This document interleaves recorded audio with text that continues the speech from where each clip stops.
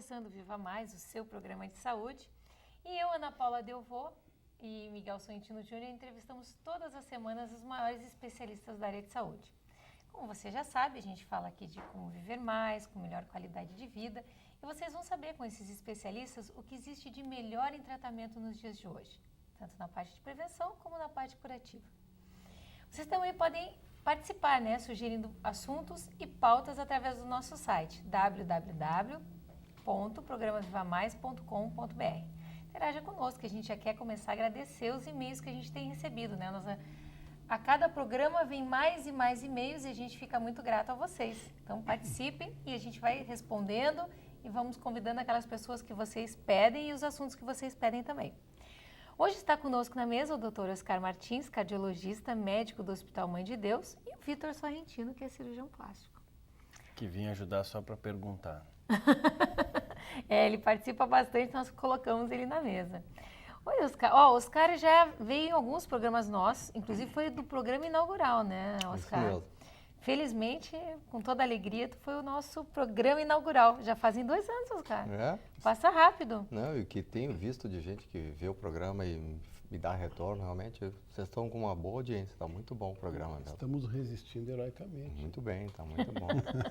Fazendo um trabalho louvável de esclarecimento ao público, é muito bom. E hoje o Dr. Oscar veio para falar um pouco sobre a área dele, que é cardiologia, e tirar algumas dúvidas, Oscar? Eu acho que a primeira dúvida que todo mundo tem, qual é a diferença entre infarto e acidente cerebral? O AVC, que todo mundo chama, Acidente vascular. Isso é bem importante de esclarecer, porque às vezes as pessoas fazem uma confusão, Fica com o lado paralisado e eu tive um infarto. Não, teve um acidente vascular cerebral e vice-versa, Na realidade, são as mesmas patologias vasculares. No vaso é a mesma coisa. Vai entupindo o vaso com aterosclerose e quando ocorre o entupimento de um vaso cerebral, está o acidente vascular cerebral, o famoso AVC.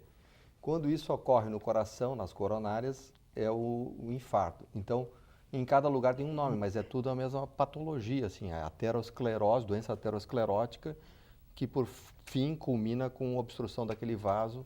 E em cada área tem um nome, mas é tudo o tratamento, a intervenção, a prevenção, tudo é muito parecido, São doenças cerebrovasculares e cardiovasculares, mas a gênese é igual, o início de tudo é igual. E eu acho interessante que tu conte, então, o porquê, porque entupir um vaso, para quem nunca enxergou um corpo humano, não estudou anatomia, parece uma coisa, às vezes, muita gente não tem noção do que é entupir o vaso.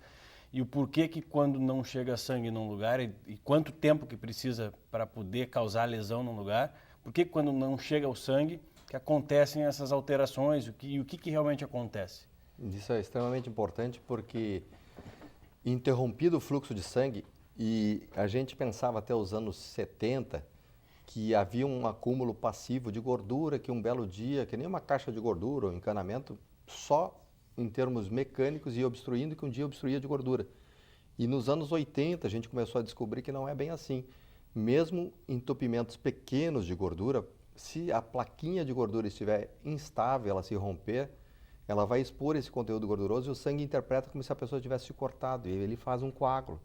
Então, às vezes, placas que não são muito importantes dão os AVCs, dão os infartos, por instabilização daquela placa, Então, vem um coágulo em cima de uma plaquinha, às vezes, pequena, Então, isso é bem importante que tu falasse, Vitor, por o seguinte, quando a gente tem no coração o entupimento da coronária, a gente tem horas preciosas, tem a golden hour, que é a primeira hora, em que se conseguir chegar em 1 hora, o coração não sofre praticamente nada, se a gente consegue desobstruir, E usar ou medicação, ou melhor ainda, uma angioplastia, que é dilatar a obstrução, E até 6 horas é muito bom, então é bem importante que a pessoa reconheça rapidamente os sintomas e que procure, porque a gente consegue reverter o quadro de infarto hoje e a evolução é muito boa.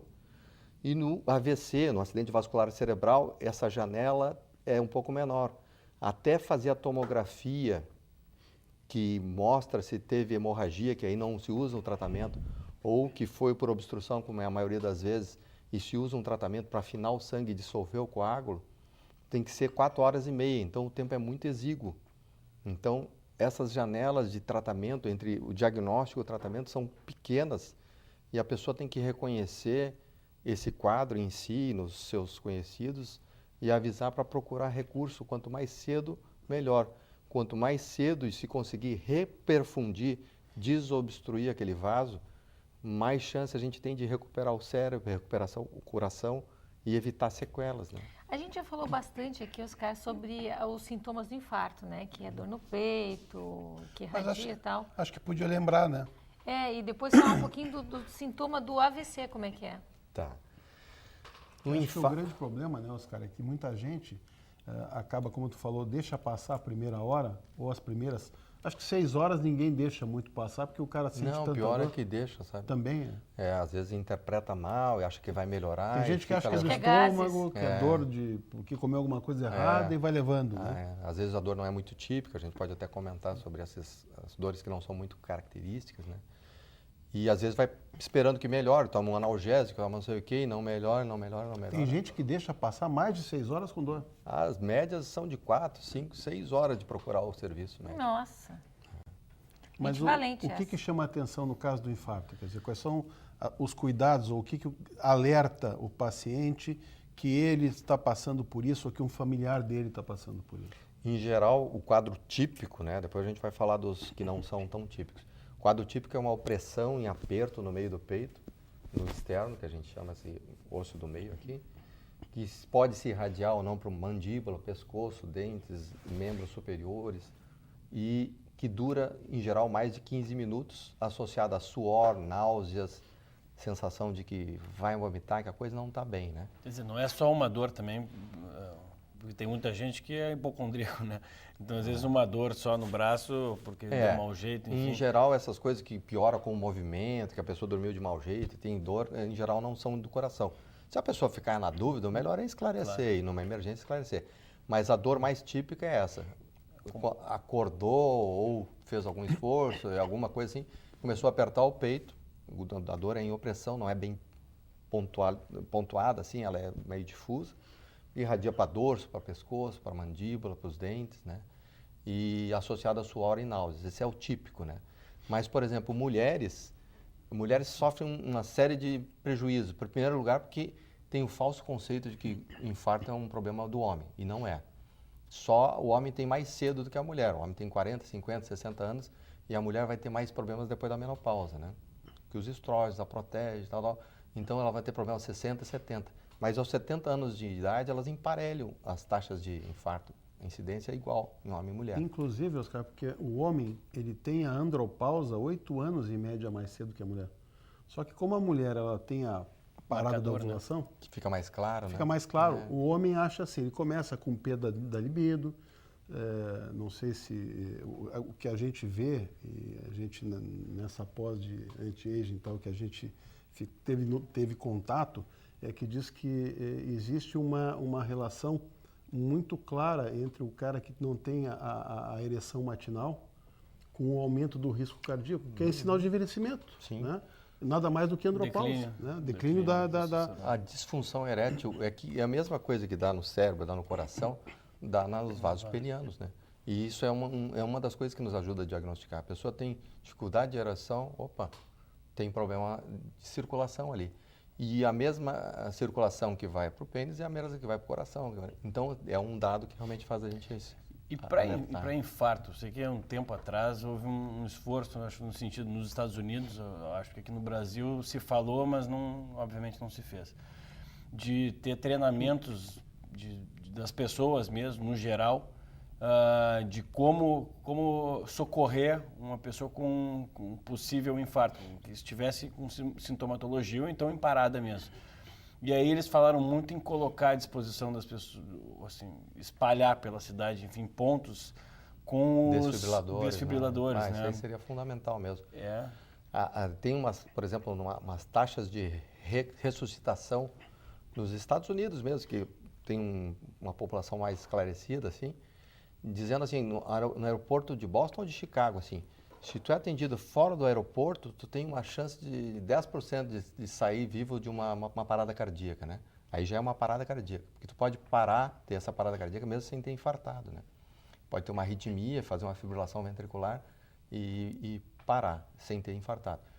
E já, se tu é atendido dentro do aeroporto, que foi super treinado e tem desfibriladores a cada 200 metros, tu tem 80% de chance de sair bem.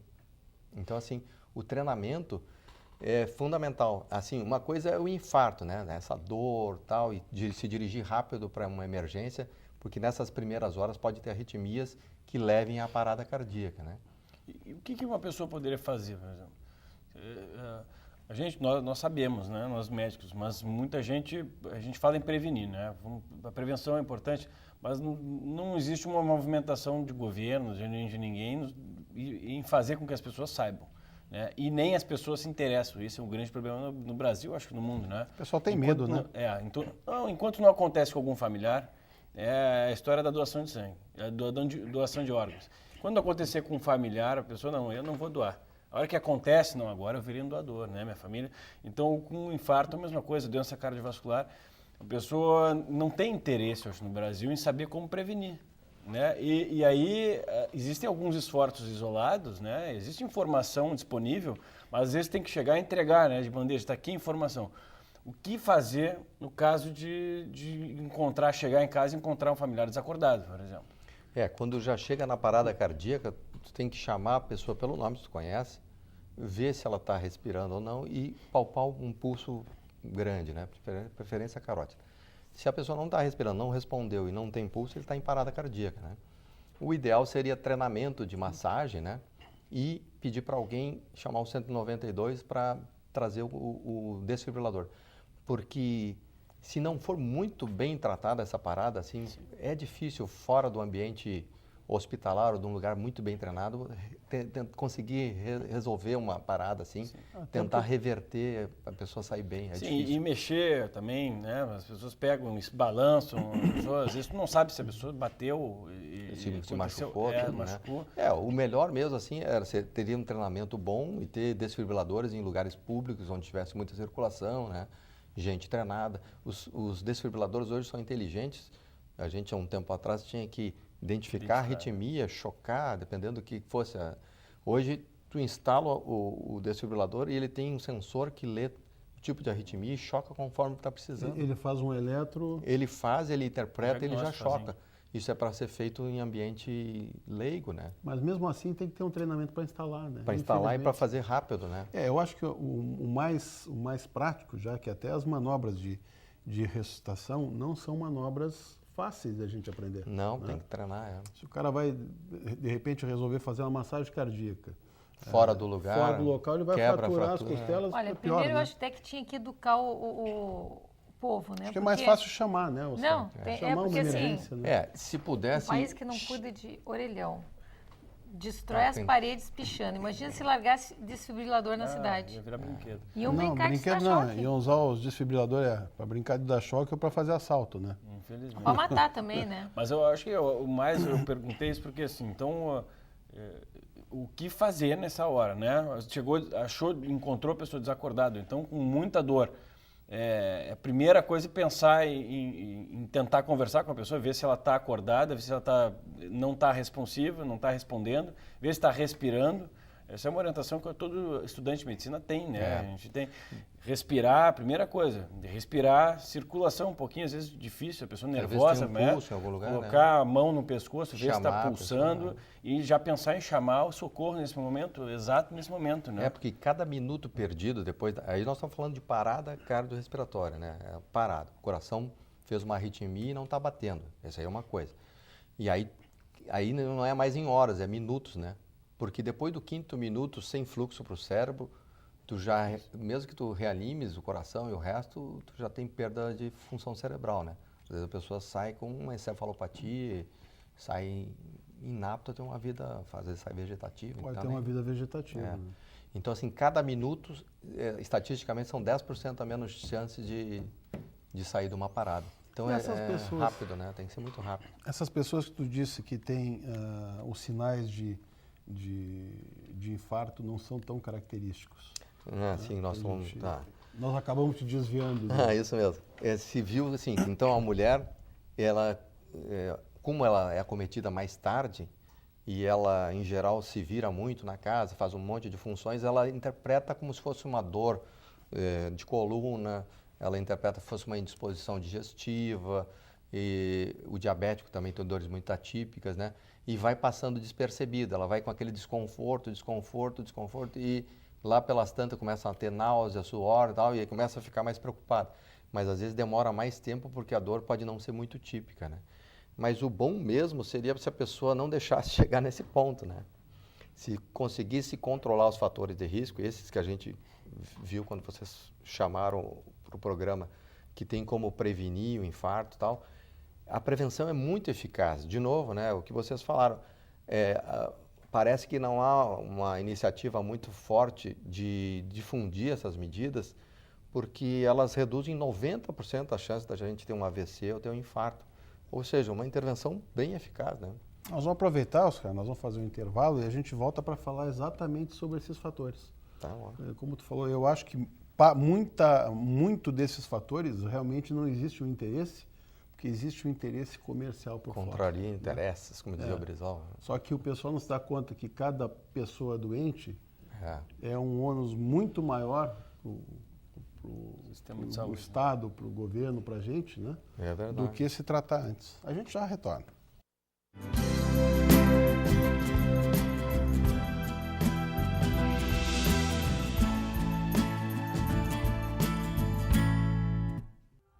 Você sonha com agilidade ao dirigir, com incrível design aerodinâmico, segurança e precisão nas curvas e a potência que você sempre quis.